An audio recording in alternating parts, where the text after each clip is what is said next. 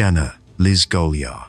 In Omaha, Nebraska, Dave Krupa thought he was living an ordinary life. He had recently separated from his longtime girlfriend Amy Flora, and by 2012, he was trying to navigate the world of online dating for the first time in years. Through a dating website, he met a woman named Shanna Elizabeth Golyar, who went by Liz. She was a single mother, and their connection seemed straightforward enough. By their fourth date, they had become intimate. But Krupa made it clear from the start that he wasn't looking for anything exclusive. He wanted to keep things casual and continue seeing other people. Shortly after meeting Liz, Krupa encountered another woman through the same dating site. Her name was Carrie Farver, a 37-year-old computer programmer and single mother from Macedonia, Iowa. Carrie was warm and intelligent, and the two quickly hit it off. In early November 2012, she spent the night at Krupa's apartment. The next morning, she left for work, and they planned to see each other again that evening. But then something strange happened. On November 13th, 2012, Krupa received a text message from Carrie asking if she could move in with him. The request caught him completely off guard. They had only been seeing each other for 2 weeks, and both had agreed to keep things light and uncomplicated. The message felt wrong, out of character, and it was just the beginning. That same day, Carrie Farver disappeared. She never returned to her job. She stopped contacting her teenage son Max and her mother Nancy Rainey. Her Ford Explorer was abandoned. And yet, her phone kept sending messages. Over the following days, weeks, and months, Krupa began receiving thousands of text messages and emails, supposedly from Carrie. The tone was erratic and deeply disturbing. Some messages were filled with rage and jealousy. Others described how she was watching him, how she still had a key to his apartment and would let herself in when he wasn't home. The messages targeted Liz Golyar as well. Someone spray-painted the words, "Whore from Dave," on the walls of Liz's garage. A fake obituary for Liz appeared online. And then, in August 2013, Liz's house was set on fire. Her 2 dogs, her cat, and her pet snake all perished in the flames. An email supposedly from Carrie took credit for the arson, saying she hoped Liz and her children would perish too. Krupa changed his phone number repeatedly. He even moved to Council Bluffs, Iowa, in February 2015, hoping to escape the relentless harassment, but the messages followed him. At times, he and Liz would be sitting together on the couch when both of their phones would light up simultaneously with threatening texts supposedly from Carrie. The pattern was maddening. How could one person orchestrate such a campaign? And where was Carrie Farver? By 2015, investigators Ryan Avis and Jim Doty from the Pottawatomie County Sheriff's Office took a fresh look at the case. They approached it from 2 angles.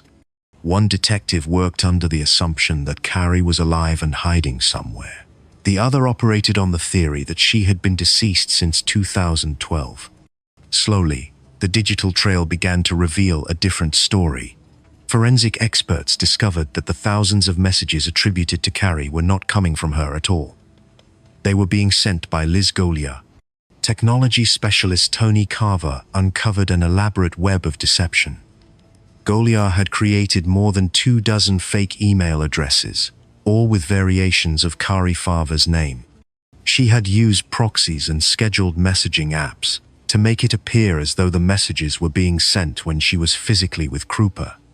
In one particularly incriminating piece of evidence, investigators found an email supposedly written by a woman named Amy Flora, confessing to having ended Carrie's life and describing how it was done. The email had been sent from one of Golyar's own devices. Then came the physical evidence. A fingerprint found on a mint container inside Carrie Farver's abandoned car matched Golyar's. And on a digital tablet belonging to Golyar, investigators discovered photographs. The images showed what appeared to be a tied-up, and decomposing human body. One close-up photograph captured a foot with a distinctive Chinese symbol tattooed on the bottom. Carrie Farver had that exact same design in that exact same location. On December 22, 2016, authorities arrested Sheila Golyar and charged her with the offense that led to Carrie Farver's disappearance. The case went to trial in 2017. Golyar's defense attorney chose a bench trial instead of a jury trial, believing the lack of a body and a weapon would work in her favor. But the prosecution built its case entirely on digital forensics and circumstantial evidence. On May 24, 2017, Judge Timothy Burns delivered his verdict. He found Golyar responsible for ending Carrie Farver's life, stating that Carrie did not voluntarily disappear. In August of that same year, Golyar was given a life term with no possibility of release, plus an additional 18 to 20 years for the arson that took the lives of her own pets. Today, Sheila Golyar remains incarcerated at the Nebraska Correctional Center for Women. She continues to maintain her innocence, claiming the real perpetrator is still at large. Carrie Farver's body has never been recovered. For Dave Krupa, the experience left scars that will never fully heal. For Carrie's mother, Nancy Rainey, and her son, Max, the pain of losing someone they loved in such a terrible way remains. And for investigators, the case stands as one of the most complex examples of digital deception in modern law enforcement history. It raises a question that lingers long after the verdict. How far will someone go to keep hold of something they were never meant to have? Sheila LaBarre. She called herself God's chosen instrument, a righteous avenger hiding behind scripture and charm, while men quietly vanished from her orbit. On a quiet New Hampshire farm, promises of shelter and salvation curdled into domination. Fear and secrets buried where no one thought to look. Neighbors saw a strange, controlling woman. Investigators would later uncover something far darker. A private world where faith became a weapon. Confession was coerced. And disappearing was not an accident, but a pattern. This is the story of Sheila LaBarre, a woman who played judge, jury, and executioner while insisting she was doing divine work. Sheila K. Bailey was born on the 4th of July, 1958, in Fort Payne, Alabama. Her childhood was marked by turmoil and violence. Her father struggled with alcoholism and had a temper that frequently exploded into rage. One night, during a particularly intense episode, he flipped a cast iron heater and threw objects at his wife and children. As the family tried to escape in their car, he shattered a window. 6-year-old Sheila was struck in the hand with a can of antifreeze, leaving a permanent scar. The family spent that night hiding in a cornfield before walking 6 miles in darkness to find safety. The trauma of those early years would shape the woman she became. By the 1980s, Sheila had married Ronnie Jennings, but the marriage was troubled. She attempted to take her own life and spent time in a psychiatric facility. Her husband described severe mood swings that sometimes turned aggressive. After their separation, she sought a fresh start far from Alabama.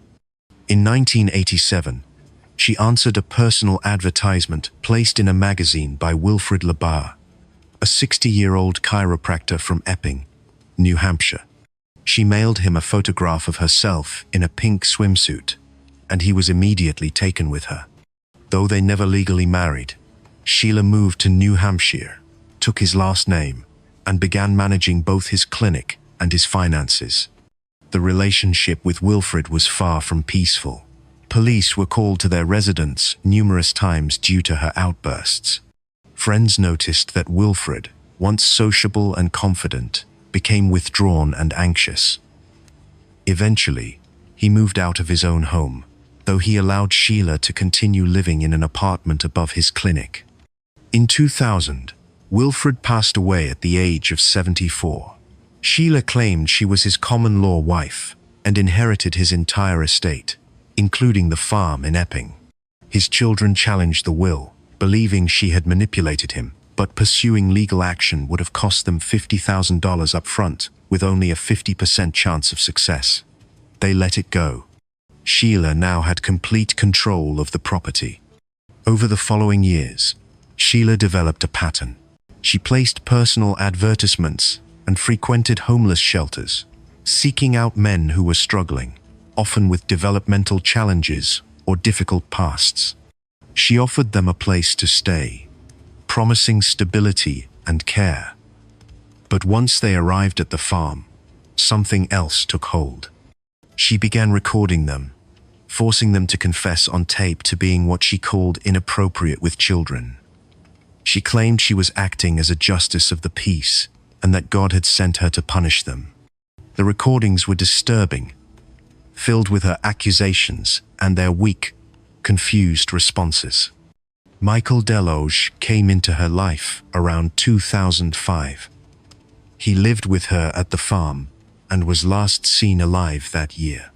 When authorities later searched the property, they found a bone fragment, a spent shell casing, and his birth certificate in the septic tank.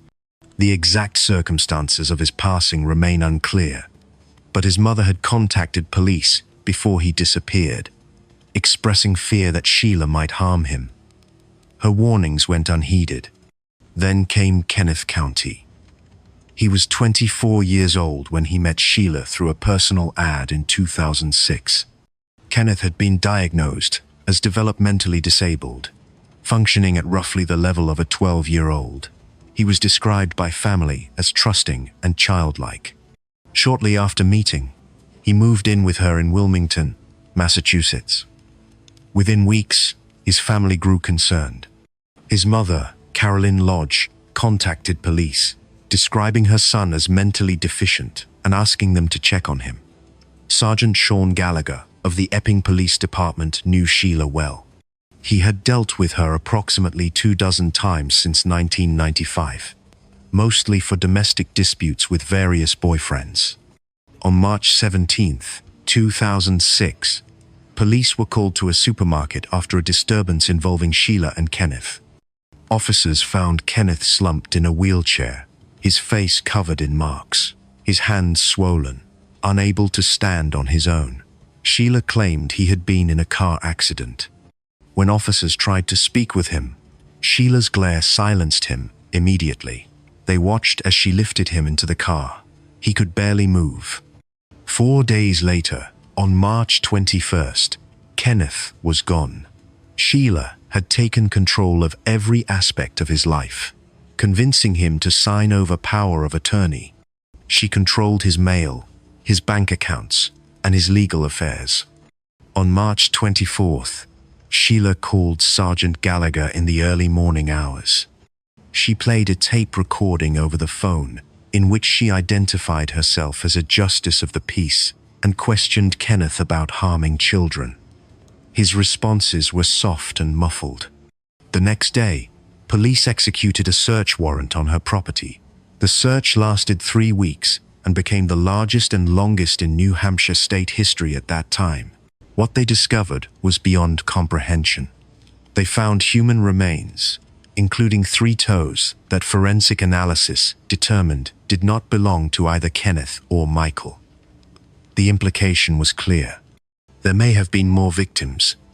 An arrest warrant was issued on March 31st, 2006. By then, Sheila had fled. She was eventually captured in Revere, Massachusetts, on April 2nd, carrying $33,000 in cash, a $50,000 check, and a supply of illegal substances. She was charged with being a fugitive and later extradited back to New Hampshire to face charges. In court, she remained expressionless as Kenneth's family held up his photograph. To the media, she denied everything and accused law enforcement of conspiracy. The trial took place in 2008. Sheila's defense team argued that she suffered from a significant psychiatric condition and should not be held criminally responsible. They presented expert testimony about her history of trauma and mental health struggles. But the prosecution painted a different picture. They presented the recordings, the forensic analysis, the testimony of families, and the physical remains discovered on the property. The jury visited the farm themselves, accompanied by Sheila, who wore a monitoring device for safety. On June 20th, 2008, the jury found her responsible for the acts against both Kenneth County and Michael Deloge. She was given 2 consecutive life sentences with no possibility of release. Today, Sheila LaBarre is incarcerated at the New Hampshire State Prison for Women. She continues to claim her innocence, insisting that the real perpetrator is still out there. Kenneth County's body was never fully recovered. Neither was Michael Deloge's. And those 3 unidentified toes remain a haunting reminder that there may be stories we will never fully know. For the families of the men who disappeared, the pain is permanent. For investigators, the case stands as a rare example of someone who weaponized trust, faith, and vulnerability. And it raises a question that lingers long after the verdict. How many people can suffer in silence before someone finally listens? Sheila Davalloo. Some people build entire lives on carefully placed lies, threading deception through their days with the precision of a surgeon's hand. For years, one woman maintained not just one secret life, but several, operating in overlapping circles of relationships where nobody knew the full picture. When those worlds threatened to collide, she didn't step back or confess. She reached for something sharp. Sheila Davalloo was born on May 11th, 1969, in Iran, and her family fled to the United States during the turmoil of the late 1970s, escaping the violence and upheaval of the Iranian Revolution. They settled in Yorktown Heights, New York, where her parents, both medical and health professionals, worked to establish a new foundation. Sheila excelled academically, eventually attending graduate school at New York Medical College, where intelligence became both her greatest asset and most dangerous weapon. At medical school, she met Paul Christos, a fellow student, and the two began an affair while she was still married to her first husband, Farid Mousavi. When Mousavi discovered the relationship, the marriage ended, but Sheila and Paul stayed together. They married in 2000 and moved to Pleasantville, New York, the following year. Paul worked at Cornell University's New York City campus, while Sheila secured a position as a research scientist at Purdue Pharma in Stamford, Connecticut. From the outside, their life appeared stable, professional, accomplished. But the intensity that had once fueled their affair was cooling, and the marriage began to feel more like cohabitation than partnership. At Purdue Pharma, Sheila met Nelson Sessler, another research scientist, and they began an affair. What made this relationship particularly alarming was Sheila's ability to compartmentalize her life so completely. Sessler regularly visited Davalloo's home, but had no idea she was married, mainly because she went to extraordinary lengths to hide Christo's existence. She orchestrated her time with such precision that neither man knew about the other. For someone managing multiple identities, control was everything. But control has its limits. When Sessler ended their relationship to pursue something more serious with Annalisa Raimundo, another colleague at Purdue Pharma, Sheila's carefully constructed world began to fracture. How does someone who has spent years manipulating every detail of their existence respond when they can no longer direct the narrative? For Sheila, the answer came in the form of obsession and planning.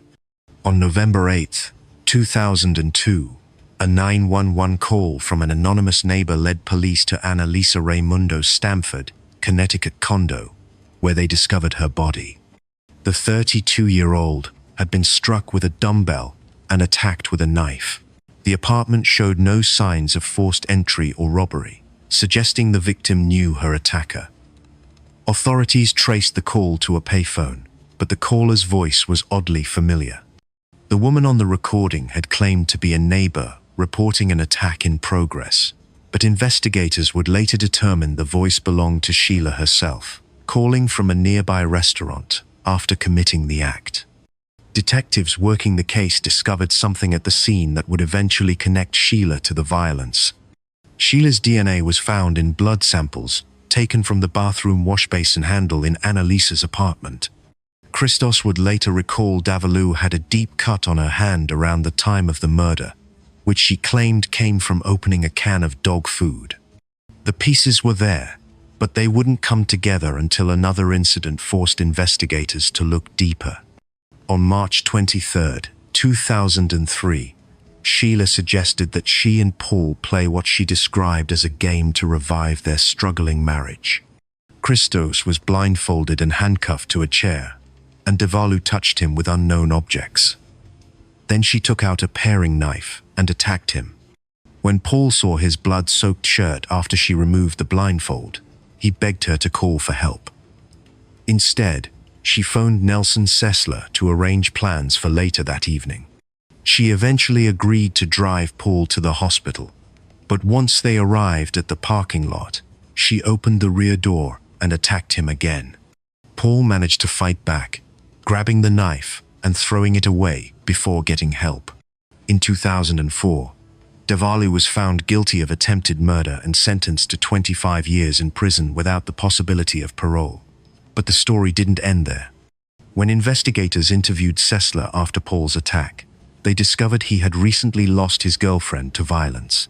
The connection to Annalisa Raimundo's case became clear. Detectives in Westchester discovered the two cases were connected when they heard the 911 tape from Raimundo's case. Connecticut authorities arrested Sheila while she was already serving time for attacking Paul. The prosecution built their case on two key pieces of evidence: her voice on the 911 recording and the blood evidence from Annalisa's bathroom. In 2012, she was convicted of the 2002 stabbing and sentenced to 50 years in prison, to run consecutively with her existing sentence. Even from prison, Sheila has maintained her innocence regarding Annalisa's case while admitting to attacking Paul. She claims she suffers from post-traumatic stress related to growing up during the Iranian Revolution, suggesting it caused an exaggerated reaction she couldn't control. But the evidence tells a different story, one of jealousy, obsession, and a willingness to eliminate anyone who threatened her carefully constructed reality.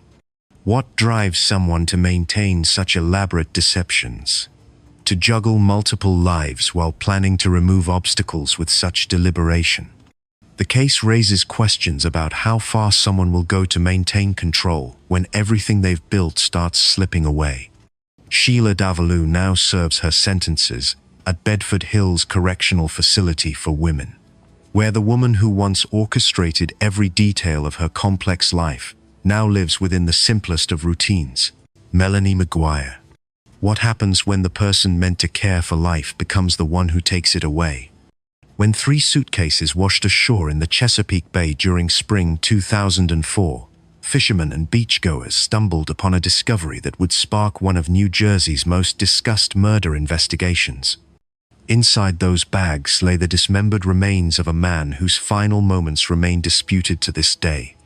And at the center stood a fertility nurse, whose profession celebrated new beginnings, while she allegedly orchestrated an ending.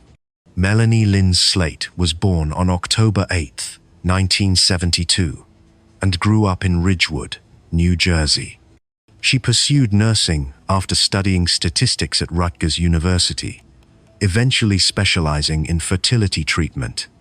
In 1999, she started to work as a nurse at Reproductive Medicine Associates, one of the country's largest fertility clinics. And that same year, she married William Bill Maguire, a U.S. Navy veteran. Bill transitioned from military service to civilian work as a computer programmer at the New Jersey Institute of Technology. Together, they welcomed 2 sons and settled into an apartment in Woodbridge Township while building toward their future. From the outside, their life appeared ordinary, marked by the routines of young parenthood and professional ambitions. But beneath the surface, cracks were forming. Maguire embarked on an affair with Dr. Bradley Miller, who was then a partner at the clinic she worked in, beginning in 2002 when she was pregnant with their second child. The relationship continued for years while she maintained her marriage and family obligations. How does someone balance such separate realities without either world collapsing?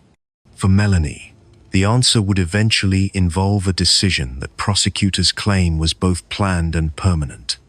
On April 28, 2004, the Maguires closed on their first house, a significant milestone they had worked toward for years. Bill called the gas company at 5:37 p.m. to transfer their account to the new house. Then at 5:44 p.m. and 5:59 p.m., he called two good friends to tell them happily he had completed the purchase of his new house. According to Melanie's later testimony, the celebration turned into confrontation when she told Bill she wanted a divorce. She claimed he became aggressive, threatened to take their children, and left the apartment. 2 days after Bill left, Maguire filed for a restraining order so he couldn't unexpectedly take their children, and 3 weeks after he had disappeared, she filed for a divorce. But Bill Maguire would never see the new home or his sons again. On May 5th, May 11th, and May 16th, 2004, a man's dismembered body was found inside 3 matching suitcases in the Chesapeake Bay. Virginia Beach police identified the victim as Bill Maguire and launched a murder investigation that would eventually cross state lines into New Jersey. As detectives dug deeper, they uncovered information that shifted focus directly onto Melanie. Melanie had bought a gun in Pennsylvania 2 days before Bill went missing, a weapon that would later be connected to the crime.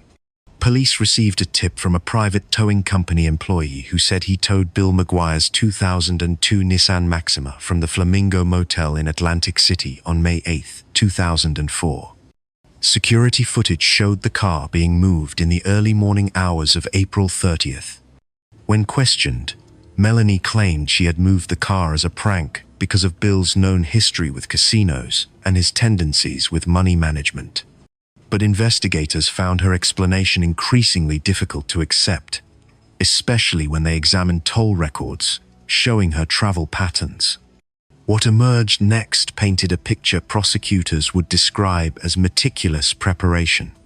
On the Maguires' home computer, internet searches had been conducted between April 11th and 26th, 2004, for topics including undetectable poisons, how to commit murder, chloral hydrate, and various inquiries about weapons and sedatives.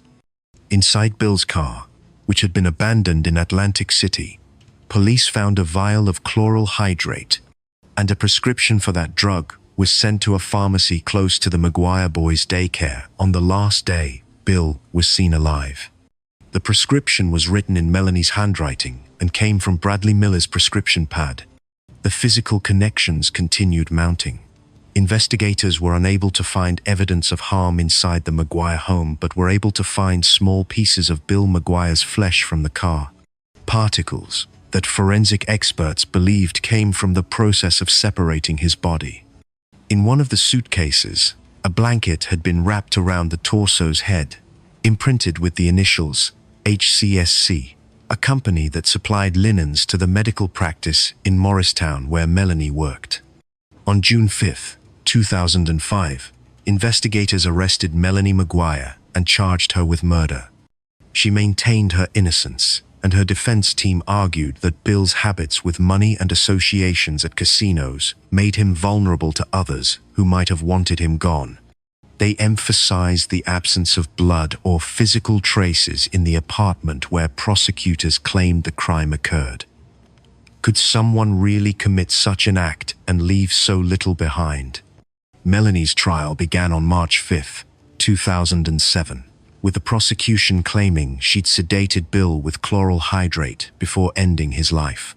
On April 23, 2007, the jury found Melanie guilty of taking Bill's life, desecrating his remains and unlawful possession of a weapon, along with perjury for her testimony to obtain a restraining order against Bill.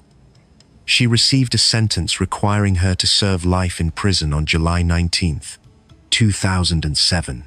She must serve at least 63 years and 9 months before she can be considered for parole, making her ineligible until May 20th, 2073, when she'll be 100 years old. Today, Melanie is incarcerated at the Edna Mahan Correctional Facility, New Jersey's only facility for women. She continues to assert her innocence, claiming that someone else targeted Bill and that real answers remain undiscovered. Custody of Maguire's 2 sons was given to Bill's sister when she was convicted, and Maguire has not seen them since. In interviews, she has asked her sons to question what they've been told and search for their own understanding of what happened. The case raises uncomfortable questions about how well we truly know the people closest to us. Can someone who dedicated their career to helping families conceive new life also plan to end one? Melanie Maguire's story remains debated in podcasts, documentaries, and courtroom analysis years after her conviction. Whether viewed as a woman wrongly imprisoned or someone who committed an unthinkable act, her name has become permanently linked to those 3 suitcases and the secrets they revealed when the tide brought them to shore. Taylor, Schabusiness. When a mother opens her basement door, expecting laundry or stored belongings, and instead discovers something that shatters reality itself, we're forced to confront a question that haunts us all. How do we reconcile the ordinary routines of everyday life with the existence of incomprehensible darkness? On the morning of February 23, 2022, a frantic 911 call from a Green Bay, Wisconsin home would set in motion one of the most disturbing criminal cases the state had ever witnessed. The call came in at 3:24 a.m., with a man reporting that his girlfriend had found her son's severed head in a bucket in the basement. What police would uncover in the following hours painted a portrait not just of violence, but of something far more unsettling. Taylor Schabusiness was 25 years old when authorities arrived at the residence on Stony Brook Lane. Officers described her as appearing in shock or very surprised to see them, with one equating her expression to a deer caught in headlights. But there was something they couldn't ignore. She was arrested with blood still on her hands. The victim was identified as Shad Thyrian, a 24-year-old man who had known Taylor since their middle school and high school years. His father would later describe Schabusiness as polite, someone who seemed like an ordinary person from their youth. What emerged during the investigation was a timeline that defied comprehension. Prosecutors said Thyrian and Schabusiness had smoked methamphetamine in the basement of Thyrian's mother's Green Bay home before the events that followed. In a recorded interrogation, Schabusiness told investigators they went there, and 5 minutes in, she was already choking him, saying it happened quickly. When asked about the aftermath, her responses revealed a level of detachment that left seasoned investigators struggling for words. She told them she dismembered Shad with kitchen knives, a process that would require not minutes but extended time and deliberate action. Medical examiner Dr. Vincent Tranchida later explained this would have taken quite a great deal of time. Authorities found his body in 4 different containers. How does someone transition from a shared experience with another person to such methodical actions? The question becomes even more disturbing when we learn what investigators observed at the scene. They saw signs of cleaning up, and Schabusiness admitted she didn't want to get caught, saying she had planned to take his body with her. When asked if she found all the parts yet, she acknowledged she knew she had forgotten the head and wanted it.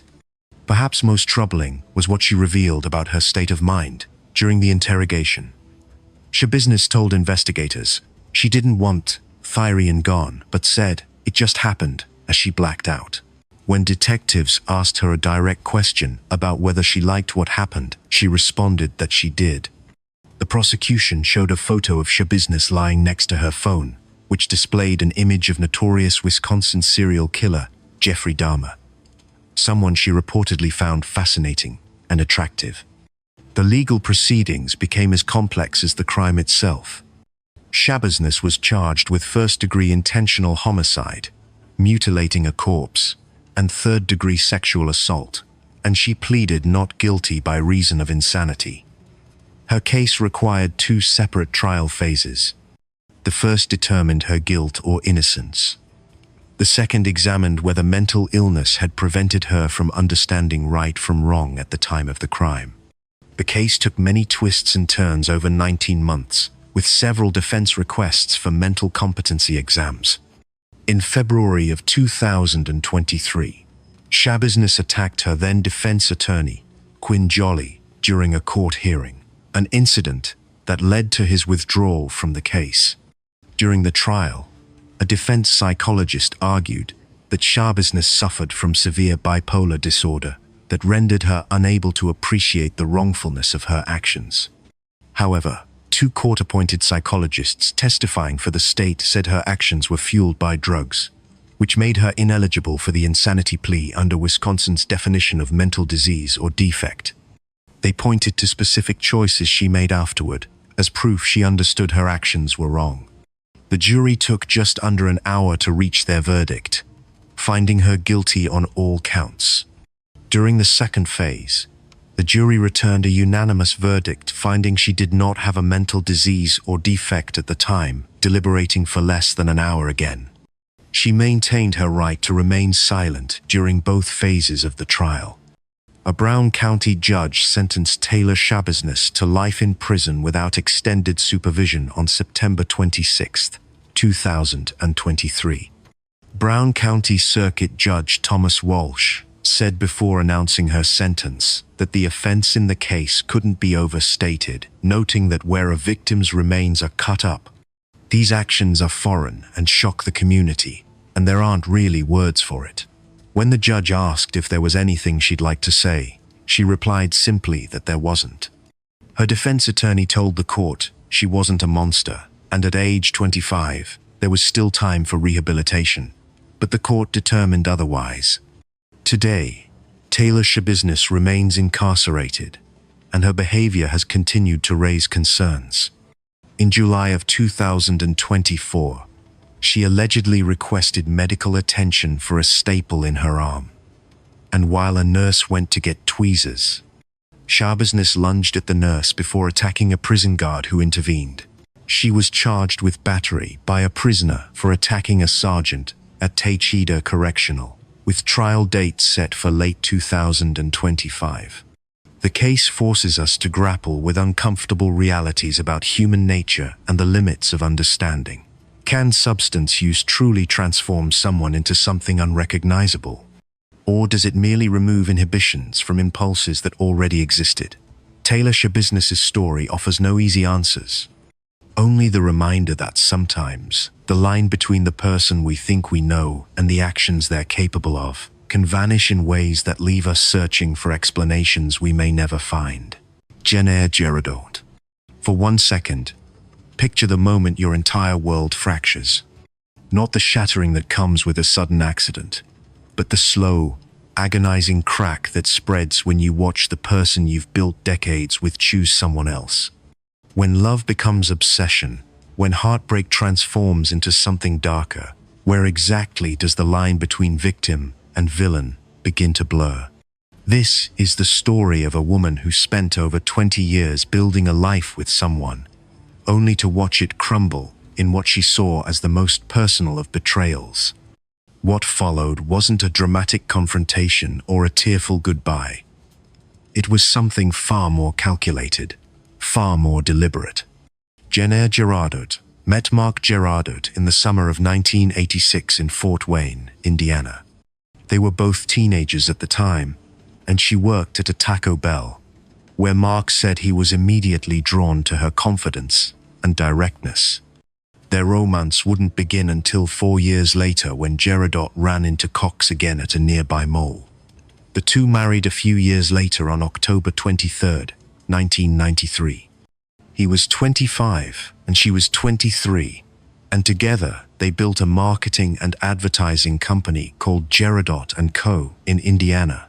For years, their partnership thrived both professionally and personally. Jenner's professional bio described her as a detail-oriented visionary who sees and does it all, while keeping everyone else on their toes. She graduated with a communications degree from Indiana University, Purdue University, Indianapolis, and colleagues knew her as someone passionate about exploration, travel, and nature. Mark later described their marriage as happy, saying he couldn't imagine not being with her for the rest of his life. In November 2011, the two moved to Greenville, South Carolina, where they had both found new jobs in marketing. The move seemed to rejuvenate their relationship. They explored mountains and beaches together, experiencing what Mark described as a renaissance in their marriage. But by 2017, that renewal began to fade. Jennair lost her job and struggled to find new employment. Her confidence wavered. The couple decided once again to search for new opportunities elsewhere, hoping a fresh start might restore what they were losing. Mark applied for a position at the University of Delaware as creative director in the marketing department. His supervisor would be Meredith Chapman, an accomplished marketing professional who had worked as a television reporter and unsuccessfully ran for Delaware State Senate in 2016. Chapman had graduated from the University of Delaware with a bachelor's in communications, and in 2014 was chosen by the Delaware Business Times as one of 40 young achievers under 40. The professional relationship between Mark and Meredith gradually shifted into something more personal. From that moment on, the relationship between Mark and Jennair Gerardot would fall apart at an accelerated pace. When Jennair discovered the affair, her world didn't just crack, it splintered entirely. In February and March of 2018, she desperately appealed for marriage counselors on the Nextdoor website, describing her relationship as volatile. She began seeing divorce coach Sheila Brennan, who said Jennair had a lot of resentment and anger about being tossed away and being traded in for a younger woman. Brennan said her client also had a lot of fears about being left financially since she had just moved north and still hadn't found a job 1 year after losing her last one. But alongside her attempts to save or end the marriage properly, something else was happening. According to NBC 10, Gerardot had participated in weapons training and tracked her husband's movements prior to the incident.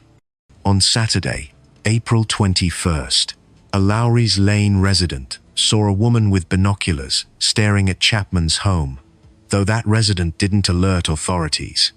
Police later said the chances of it being a different woman were slim, as binoculars, along with ammunition, rubber gloves, and earplugs were found at the scene. The evening of April 23, 2018, would end in irreversible consequences. Jennair carried out her plan, breaking into Meredith Chapman's new home and lying in wait for her arrival. Police believe Gerardots broke a glass pane in the door to get into the house, carefully cleaning up shards that had fallen to the floor so that Chapman wouldn't suspect a break-in. Police Superintendent William Colarulo said the suspect carried out a premeditated action, noting she went to great lengths to disguise herself, wore a wig, and took a train from Delaware to Radnor. They say Gerardot then shot Chapman as soon as she walked in, and then shot herself. Mark Gerardot was supposed to meet his wife for dinner to talk about their looming divorce. According to NBC, Gerardots sent Mark Gerardots photos from inside Chapman's home as he waited for Chapman at the restaurant. When Chapman didn't arrive for their date, Mark went to her residence. He immediately headed to Chapman's home and found them both dead inside. Police in Radnor Township, Pennsylvania, found the bodies of Meredith Chapman, 33, and Gerardots, 47, on the first floor of Chapman's home near the kitchen. 2 rounds had been fired from a 7-shot revolver. Radnor Superintendent of Police, William Colarulo, called it a calculated, planned attack in which Gerardot was lying in wait. He also said emails and text messages revealed her plans. The aftermath left communities in both Delaware and Pennsylvania reeling. Chapman had just started a new position as assistant vice president at Villanova University, and hours before her passing had tweeted about how excited she was about her new role. Her colleagues remembered her as someone full of energy and motivation, someone who believed in the power of communication to bring people together. She was married to Luke Chapman, a Newark City councilman, though the couple was separated at the time. In interviews following the incident, Mark Gerardo expressed profound regret. He told 20 over 20, "I broke her heart, and more than anything, out of all of this, my regret comes back to breaking her heart and making her feel like she had no other choice." His words sparked debate about responsibility, about how much someone's actions can drive another person toward desperate measures, and where personal accountability begins and ends. The case asks us to wrestle with uncomfortable truths about betrayal, mental anguish, and the choices people make when they feel they have nothing left to lose. Can someone be both a victim of circumstance and the architect of violence? Gerardots spent decades building a life with someone, working alongside him, dreaming with him, only to lose it all to what she perceived as a younger replacement. Her response wasn't to walk away or rebuild. It was to ensure that if she couldn't have the life she'd envisioned, no one else would either. Two accomplished women lost their futures that April evening, and the man at the center carries the weight of both losses, forever questioning whether different choices might have led to a different ending. Sandoval.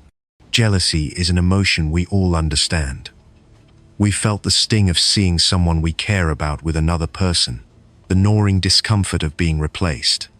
But for most of us, those feelings fade with time, or we process them through conversation, therapy, or simply moving forward with our lives. Yet for some, jealousy doesn't fade. It festers. It transforms into something darker, something that calculates and plans. When a single photograph on social media can become the spark that ignites years of accumulated rage, we're forced to ask ourselves, at what point does heartbreak become something far more dangerous? 31-year-old Daniel Green was a millennial in love who wanted his friends to know it. After suffering through a tumultuous marriage and a bitter divorce, he was happy again. So he posted a photograph of himself and his smiling new girlfriend. Days later, he was bombarded with more than 100 texts and calls from his ex-wife, Sandoval. Within a week, Sandoval went into Green's home, ambushed him, and shot him in his own bathroom. The question that would dominate two separate trials wasn't whether she did it. She admitted that to police. The question was why. Daniel Green had been an Exeter police officer who seemed to embody the promise of a stable life. He and Erica had a tumultuous relationship and eventually divorced, and Daniel was at that point living alone. They shared a young son named Aidan, which meant their lives remained intertwined even after the marriage ended. In January 2015, they came together to celebrate Aidan's second birthday with a family party. Family members watching them closely thought Daniel and Erica were getting back together, especially when Daniel kissed her on the cheek before everyone left. Perhaps that moment of affection gave Erica hope that reconciliation was possible. But weeks later, everything changed. Daniel told friends he was dating a new woman, someone he suggested might be around forever. 1 week after Daniel posted an Instagram photo featuring his new 20-year-old girlfriend Brenda Vila, he was shot in his home by his ex-wife. When Erica was booked, authorities found in her purse a yellow sticky note with Brenda Vila's name and birth year.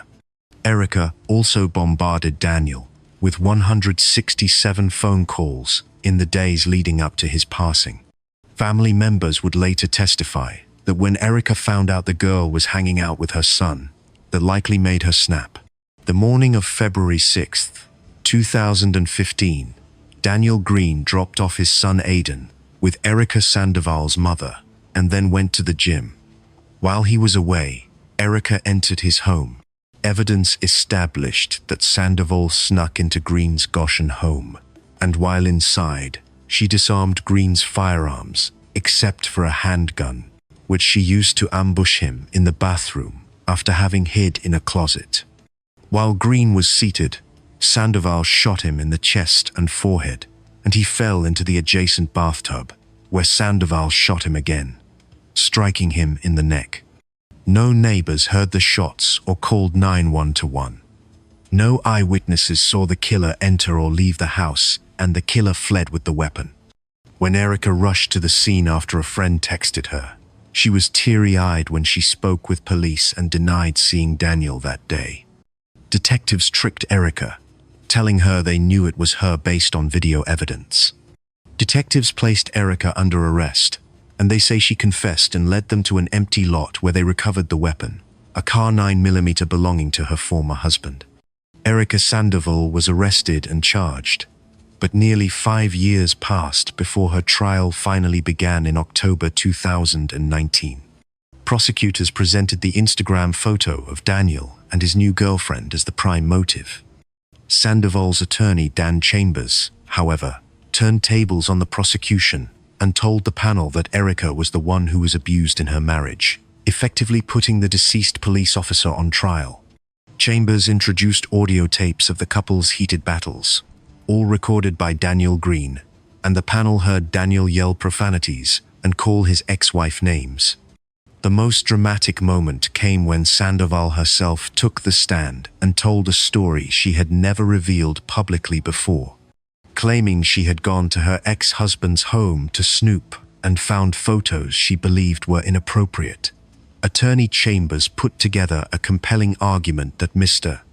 Green had emotionally and physically abused Miss Sandoval throughout their relationship, and Miss Sandoval testified about the violence in their relationship and how she was afraid to report her ex to the police because he was also an officer.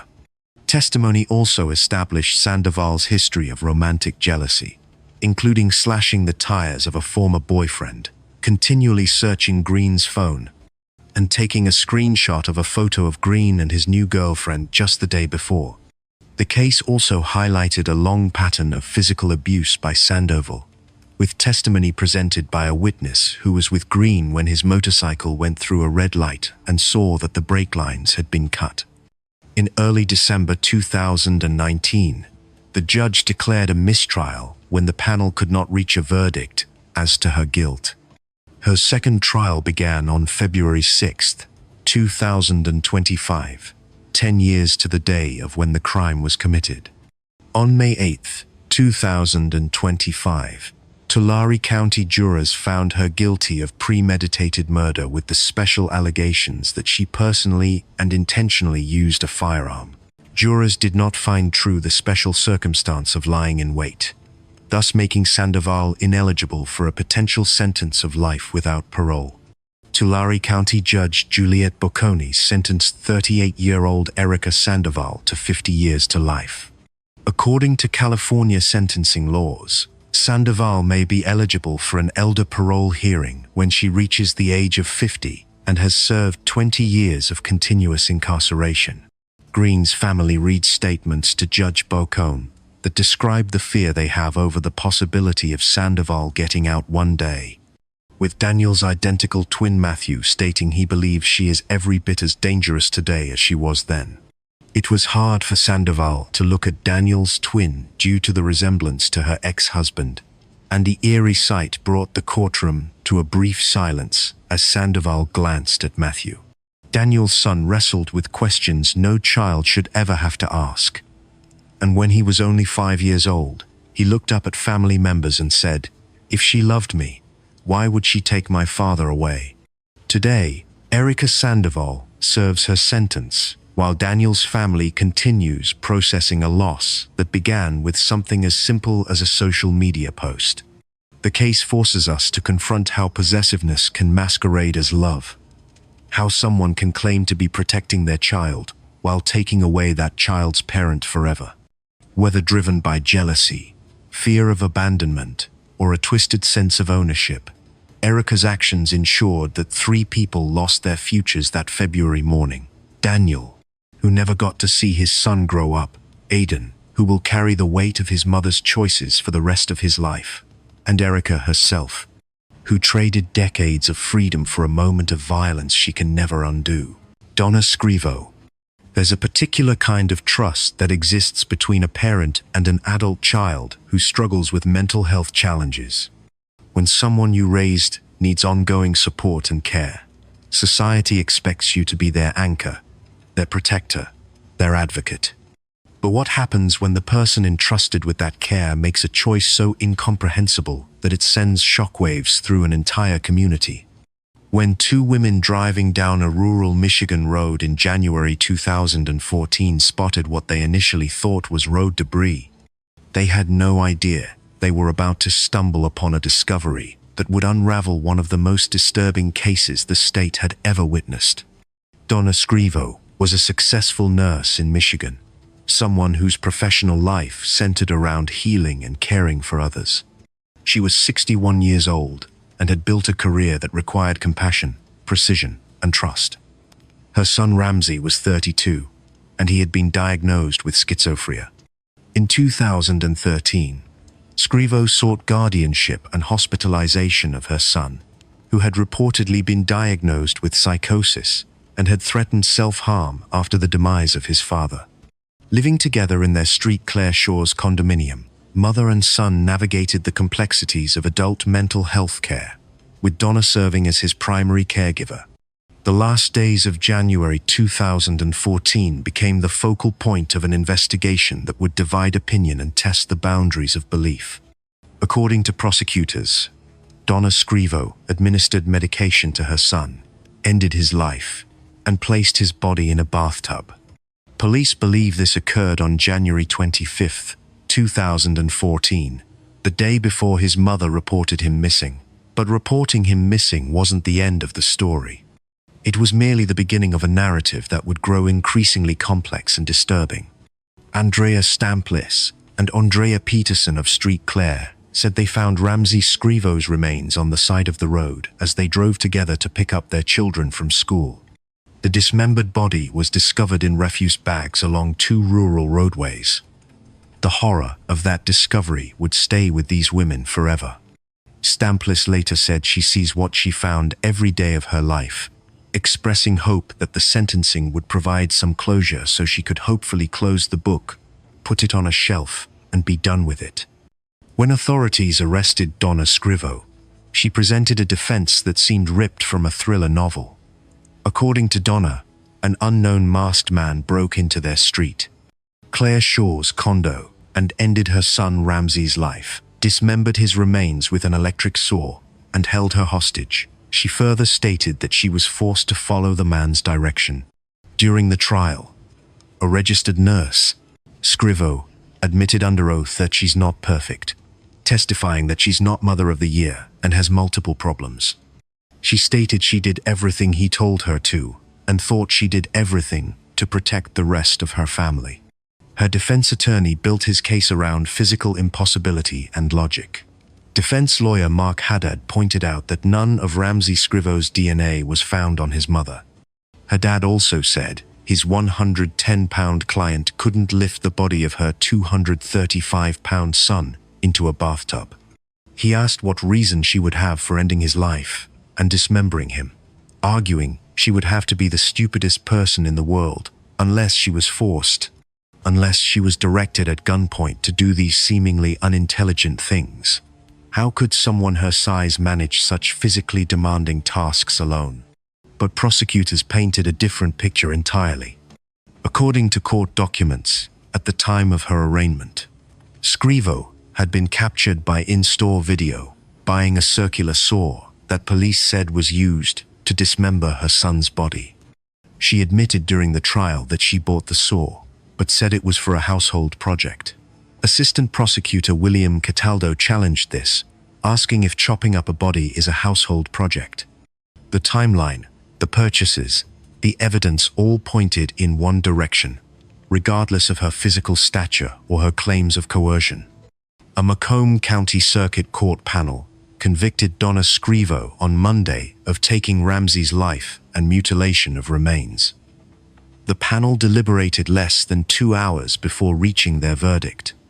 When sentencing day arrived, Macomb Circuit Court Judge Richard Coretti told her that hers is perhaps the most serious crime he had seen in all his years on the bench, saying the nature of her offense is mind-boggling and that doing what she did to another human being defies belief, especially since she did it to her very own son.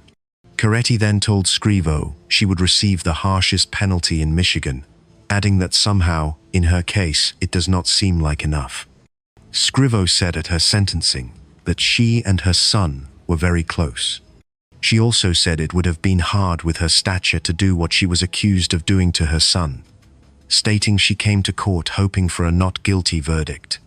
Taking someone's life carries a mandatory penalty in Michigan, and Judge Richard Coretti scheduled her sentencing for June 23rd, where she received the punishment of spending the rest of her natural life behind bars without the possibility of ever being released. Today, Donna K. Scrivo remains incarcerated at Huron Valley Complex for Women in Michigan, serving a sentence requiring her to remain there for life.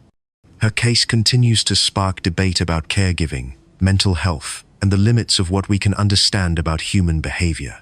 The motive remains unclear to this day. Was it exhaustion from years of caregiving? Fear about what might happen if her son's condition worsened?